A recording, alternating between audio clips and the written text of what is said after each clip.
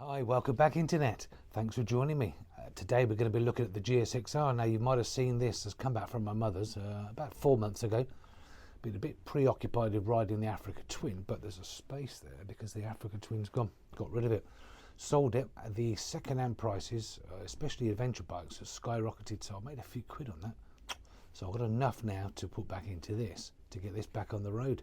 So stick around, I'm going to show you what's gone wrong with it and how we're going to fix it.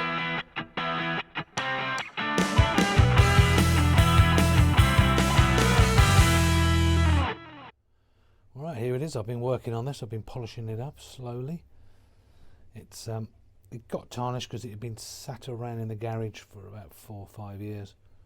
Previous to that, it was it's been shiny for about 8 or 9 years, I suppose. So it's lasted really well, but just the cold garage just kind of killed it, I suppose. Anyway, so the problems are this: the brakes were seized, and I went down to try and move it.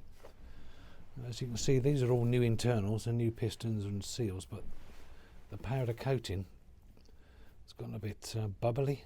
There's oxidized underneath the powder coat. You can see it just comes off. So I've got some replacement ones. I found the best ones I could on eBay that have been rebuilt, reconditioned, and are this original colour for this for the calipers. So these were powder coated black. So that's the first job. The back one, which I'm just about to bleed, same thing, it seized up, and the powder coating had gone a bit naff, so I wasn't too happy with that one. But I'm going to send that away to have it reconditioned. So it's going to be have this powder coating removed and then repainted in the original colour. So that's the problem. The clutch, let's whiz you up there. The clutch master cylinder. I've got a new kit for that because it started leaking, so I don't know why that was. I'm sure I put a new kit on one of these, whether it was that or the front brake. But anyway, so that's coming, so that's another problem. And the other one is it's only firing on cylinders 2 and 4. So, and there's 2 coils in this, and so 1 each of the coil isn't working. So 1 and 3 are working, 2 and 4 aren't working. That's right. So, and I'm going to replace these fuel lines for this ethanol resistant fuel lines. Not that I'm going to be putting E10 in it. I'm going to use Supreme, which is E5, but these need doing. They're the original anyway, so I'm going to redo those, get some new fuel lines for it. I'm just hoping there's no damage to the carbs, because these carbs cost an awful lot of money. They were stripped, cleaned, stainless steel fittings, new jets, everything inside of them. I'm just hoping, me being like an idiot, I left some fuel in them that they haven't clogged up, but I don't think they have, because I've looked at the tank, which is hiding over here. I'm just going to put a rebuild kit as well for the fuel tap there, which for some reason has started to leak. Inside the fuel tank there is spotless, so it always has been and is still, so I'm guessing the fuel that was left in there, which is not a lot, hopefully it's good condition in there. It should be okay in the carbs, but if it isn't, then that's my fault. I'll have to pay the consequences and get those sorted out. So right, I'm going to take this back caliper off and drain the fluid out of it, and then start on the front ones. Right, I've just drained that. I've pumped the back brake, all the fluids come out of it. Now I'm going to take this off, and these are all Goodrich hoses I've got in here, because they're really good hoses, and they don't expand when you actually use them, so they're fine. I'm just going to whip this off. I've got new washers for the brakes anyway, so too bothered about that. Well, I'm not going to reuse these anyway. Okay, there we go. Let's keep that on there a second. That can come off. So I'm going to chuck those. I'm going to keep hold of these stainless steel fittings. That can go. And that is basically that. So I'm going to wrap some paper around that and leave that. But that is drained. The back brake is done and drained. Job number 1 done. Right, I've just loosened off the bleed nipple. I'm just pumping out the old fluid.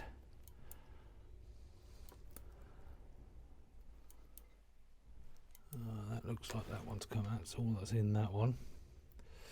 Let's take that off. Horrible stuff, this old brake fluid. I don't want to get this on any paintwork. Basically anywhere. If you do, the best thing to get it off with is methylated spirit. So I'm going to do that back up, and then I'm going to go the other side and do the other one, then I'm going to disconnect it. Okay, that one's disconnected, so that's the first one off the front there.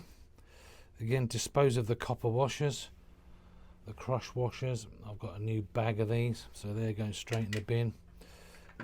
Again, the stainless steel banjo bolt. I'm going to reuse that. So that one can go away, and this caliper is just basically going to be stripped down for bits and put in a box for spare parts. So the rear brake caliper split. I'm going to send that off, get that repainted, put back together. The seals are new in this, so nothing wrong with these. There's a new seal in there, but say it's just the finish and it's crap, so that's going to get redone. I've taken off the clutch and front brake reservoir assemblies. This one's the clutch one. That's got to have a new kit put into it, so I'm going to buy that. That will arrive hopefully sometime next week. The fuel tap there is off. I've got a new kit coming for that.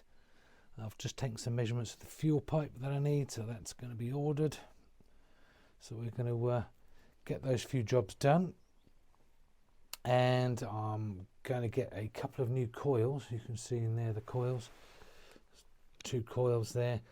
These HT leads are absolutely, they're rock solid. They won't even bend, so I think they've broken down in there. So I'm just going to get a couple of new HT leads and install that. Hopefully that will cause that will stop rather the that will sort out the firing problem. So all good on that one. I've just got to take the breather, what do you call it, where the what would that have been? That would have been the oil breather filter or whatever out of there. I've just got to take that off, give that a polish. That's got a bit flat. I've got to sort out the inside of this. I haven't started that one yet, so you can see that's a bit flat compared with something like that. And yep, give everything a coat of this special stuff that I've got coming, and hopefully it will stay nice and shiny. Going to make a few modifications to it for obviously for road use. I don't want obviously splashing or inside there. Let's bring you around to my theory. Because this bit of the swing arm is going to get a load of crud flicked up at it, so I'm going to protect that, protect the inside of the swing arm, and the front I'm going to protect the engine as well at the front of the bike, because again I don't want any rubbish flicking up. I've got a radiator protector on there, but this front wheel is going to kick up a load of crud. I don't mind it hitting the stainless steel pipes, exhaust pipes. I can sort that out, but I'm going to put a plate in between here running that way across the whole front to stop all the crud hitting the engine there. It's not going to affect the breathability, as it were, or the airflow over the engine to keep it cool. It's got an oil cooler there, has got fins at the top part, so but that'll just save a load of hassle. You imagine riding that around, flicking up bits of stones and rubbish up there. It's just going to wreck the front of that. So that's a little project I'm going to work on.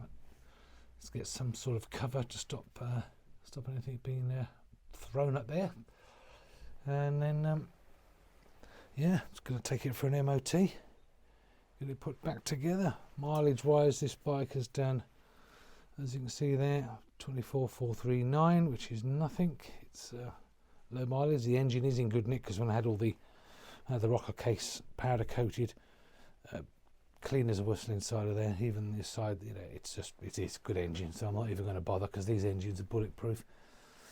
Just got to tidy this up, start putting it back together, and go and have some fun in the summer. Right, I'll leave it there, and I'll see you on the next episode.